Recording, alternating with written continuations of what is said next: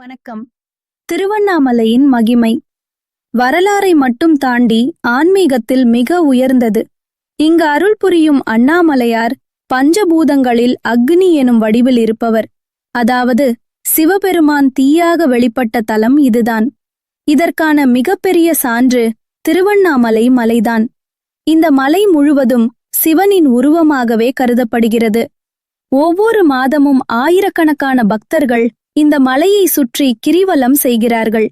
இந்த கிரிவலம் வாழ்க்கையில் உள்ள துன்பங்களை நீக்கி மன அமைதியையும் செல்வ வளத்தையும் தரும் என்று நம்பப்படுகிறது.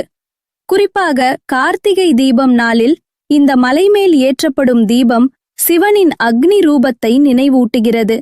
அந்த தருணம் பார்க்கும் ஒவ்வொருவருக்கும் ஒரு மறக்க முடியாத அனுபவமாக இருக்கும். இதே போன்ற ஆன்மீக வீடியோக்களை தொடர்ந்து பார்க்க டிவைன் வைப் தமிழ் சேனலை சப்ஸ்கிரைப் செய்யுங்கள். வணக்கம். திருவண்ணாமலையின் மகிமை